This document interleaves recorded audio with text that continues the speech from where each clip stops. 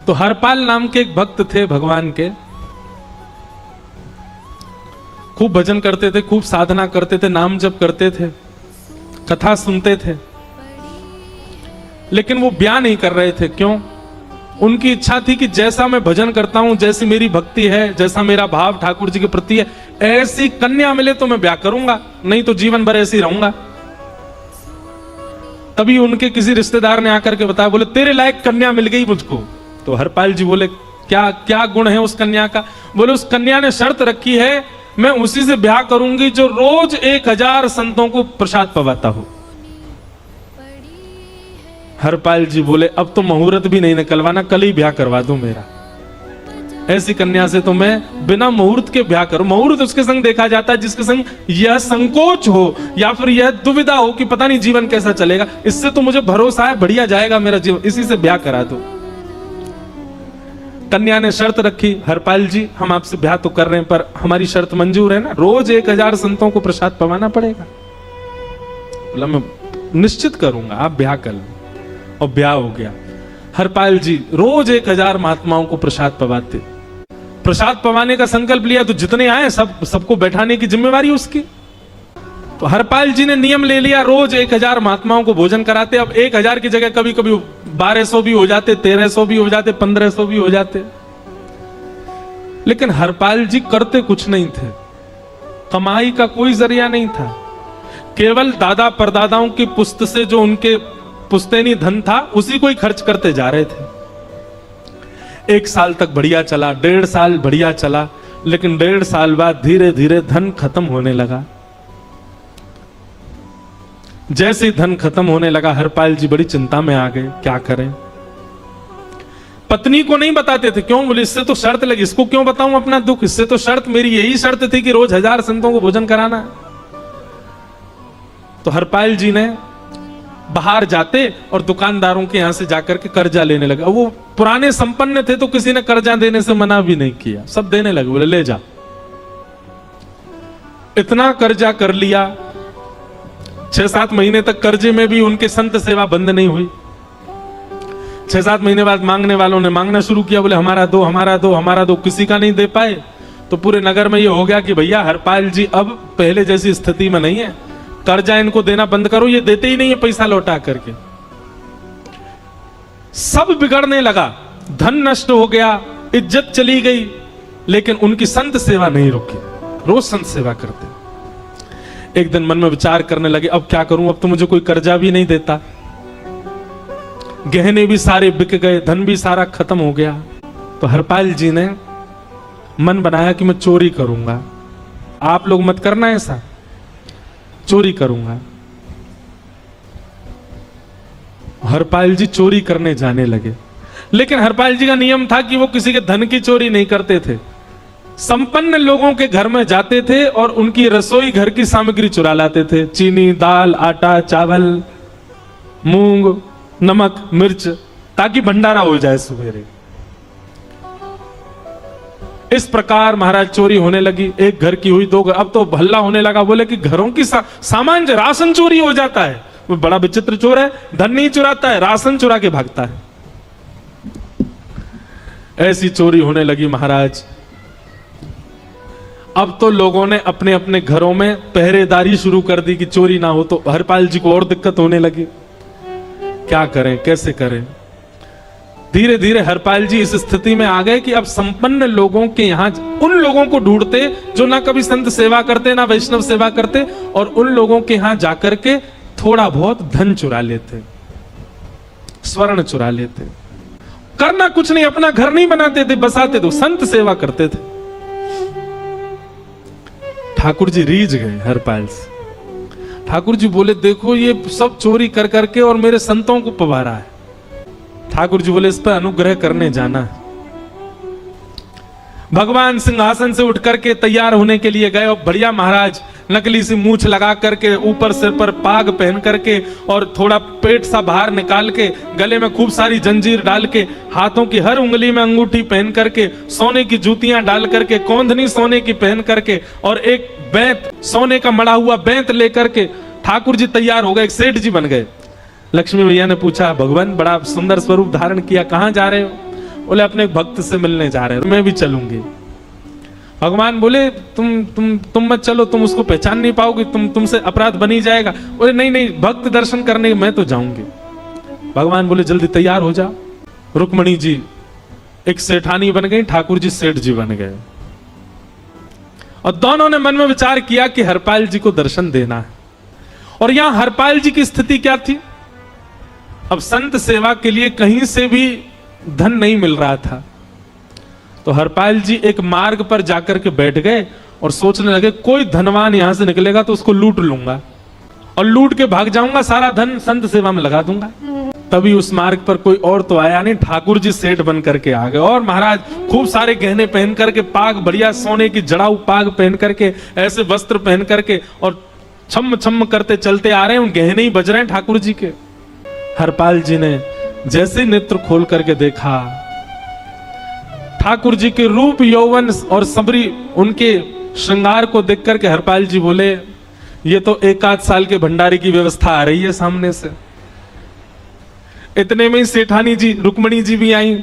उनको ओहो, ये तो कम से कम 5-10 साल की व्यवस्था आ रही है। अगर ये दोनों लूट लिए जाएं तो 10 साल चोरी नहीं करनी पड़ेगी। देखो कितना धन संपन्न। हरपाल जी के बगल में जैसे ही ठाकुर जी पहुंचे, हरपाल जी बोले भैया जय श्री कृष्ण प्रणाम। ठाकुर जी तो नाराज हो गए, तो क्या भगवान का नाम बोलता है सुबह सुबह? तुम सब लोग बड़े पाखंडी हो, ढोंगी हो। और हमने सुना इस गांव में एक रहता है, वो चोरी डकैती करता है और फिर कहते हैं संत सेवा करता है। ऐसी काय बात की चोरी भैया? करता तो चोरी है, भली उससे भली संत सेवा करता हो। नाम उसका हरपाल है, हम सब जानते हैं। भगवान का नाम मत लो हमारे सामने। हरपाल जी समझ गए वो तो बिल्कुल भगवत विमुख है, इसकी तो एक अंगूठी भी नहीं छोड़नी मुझको, उसका तो सब लेके जाऊंगा। अगर ये बदले में जय श्री कृष्णा बोलता तो एक आध गहना छोड़ देता इसका मैं, पर ये तो इतना बिकर रहा है भगवान का नाम सुन के, इसका कुछ नहीं छोड़ूंगा, सब ले जाऊंगा। हरपाल जी बोले हाँ भैया, एक रहता तो है डकैत इस गांव में, और उसका कोई पता नहीं हो कभी भी आ जाता है। लेकिन एक मार्ग जंगल में होकर के है, उसमें गांव में नहीं जाना पड़ता। जंगल से गुप्त चुप निकल करके पूरे गांव पार हो जाएंगे, आप शहर पहुंच जाओगे। उसका रास्ता मुझे ही पता है। सेठ जी बोले तो तुम हमको पार करवा दो। हरपाल जी बोले मैं पार तो करवा दूंगा, लेकिन भगवान मेरे घर कुछ मेहमान आए हैं, उनके भोजन आदि की व्यवस्था के लिए मैं तो बाजार आया था, मेरे पे धन नहीं है। आप यदि मुझको कुछ दे देंगे तो मैं घर पर व्यवस्था करके आऊंगा, तुरंत आपको लेकर के गांव पार करवा दूंगा। ठाकुर जी ने उसको कुछ सोने की मोहर दे दी, बोले लो तुम अपने घर की व्यवस्था कर आओ। हरपाल जी ने सामग्री खरीदी, घर पर पहले व्यवस्था करके आए। बोले आज की व्यवस्था हो जाए, क्योंकि आज तो 10 साल का सब चोरी करना, समय लगेगा।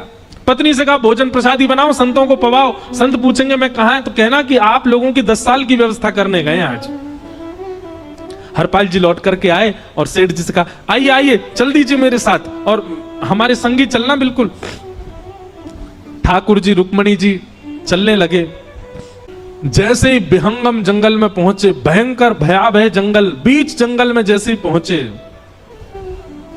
हरपाल ने पीछे मुड़ करके देखा, दोनों चले आ रहे हैं। तुरंत महाराज वो तो अपने रूप में आ गया, शेर की तरह गर्जना करने लगा, अपनी लाठी धर दी सामने और अपने सिर का स्वाफा निकाल करके सामने बिछा दिया। भगवान जो सेठ जी के रूप में आया, भगवान बोले भैया जी क्या कर रहे हो? बोले मैं ही हरपाल हूं। सारे सामग्री निकालो, डाल दो यहां पे, एक चीज भी मत छोड़ना, नहीं तो तुम जानते नहीं हो तुम्हारा क्या करूंगा। ठाकुर जी तो थर थर कांपने लगे। रुक्मणी जी बोली देखो कैसा नाटक कर रहे हैं। रावण के आगे नहीं डरे थे, कुंभकर्ण के आगे नहीं डरे, हिरण्यकश्यप के आगे नहीं डरे, और वो हरपाल के आगे ऐसे कांप रहे हैं। भगवान तो मन की सब समझ जाते हैं, कौन ही मार रहे हो, तुम भी कांपो क्यों? बोले भक्त है भैया, इसने हमारे लिए सब गवा दिया, हमारे वैष्णव संतों के लिए सब लुटा दिया, इसके आगे भयभीत होने में कोई लज्जा नहीं। लक्ष्मी नारायण दोनों कांप रहे हैं और हरपाल कह रहा सब निकालो। ए सेठानी जी कान के कुंडल उतारो। कान कुंडल उतार दिए, नाक की नथनी उतार दी, सब उतार के धर दिए, हाथों के सब कड़ूला आदि भी धर दिए। भगवान ने भी अपने सब उतार दो। बोले बैंत कहाँ लेके जा रहे, उसको भी धर दो। बोले अरे भैया बुढ़ापे की लाठी, हम गिर जाएंगे। बोले कुछ नहीं गिरोगे, धर दो इसको। जीवन में कभी राम ना, जय श्री कृष्ण बोलने पे चिल्ला रहे थे मुझ पे, रखो इसको यहाँ पे। सारा धर दिया। बोले बहुत बढ़िया हो गया। अब 10 साल की व्यवस्था हो गई। इतने में भगवान की कनिष्ठ उंगली में एक अंगूठी थी।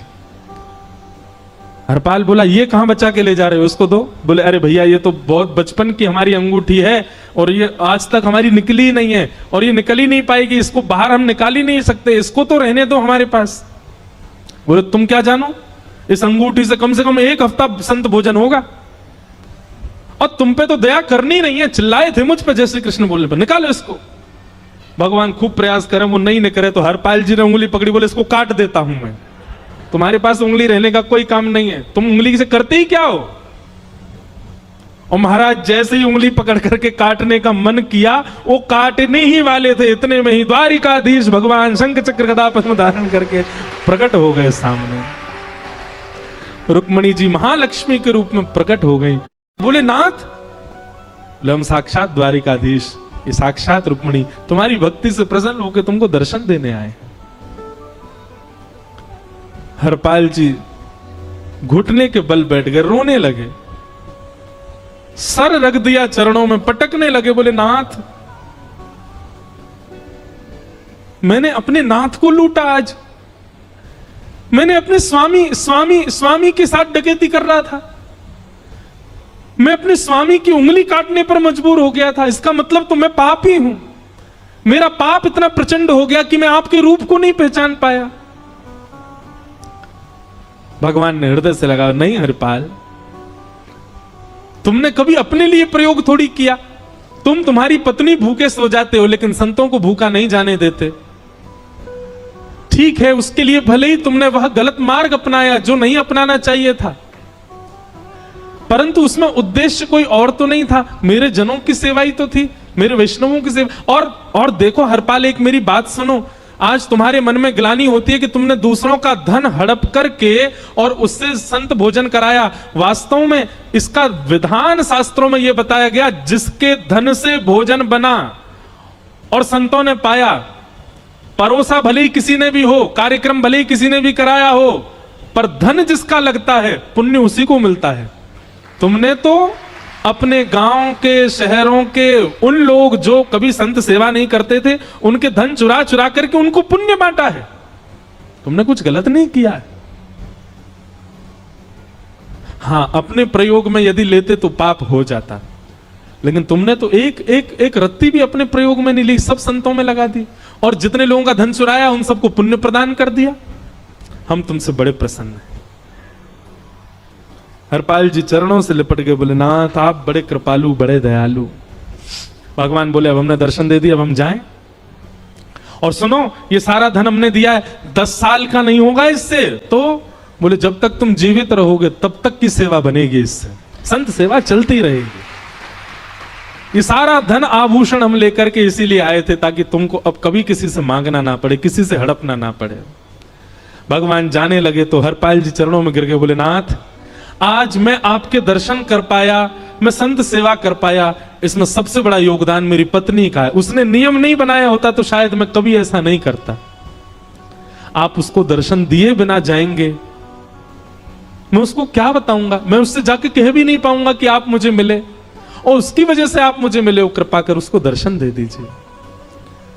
ठाकुर जी बोले ठीक है। तुरंत लक्ष्मी नारायण भगवान ने छोटे छोटे बालकों का रूप धारण कर लिया और हरपाल जी की गोद में बैठ गए, और हरपाल जी अपनी गोद में लेकर के ठाकुर जी को घर पर आए और आकर के अपनी अरे सुनो देखो कौन आए हैं। जैसे बाहर आकर के देखा तो नन्हे से ठाकुर जी, नन्ही से रुक्मणी जी गोद में बालकों की भांति बैठे हैं। बोले अरे इतने सुंदर सुंदर बालक। बोले बालक नहीं है, ये साक्षात जगन्नाथ भगवान, साक्षात रुक्मणी जी, साक्षात द्वारिकाधीश हैं।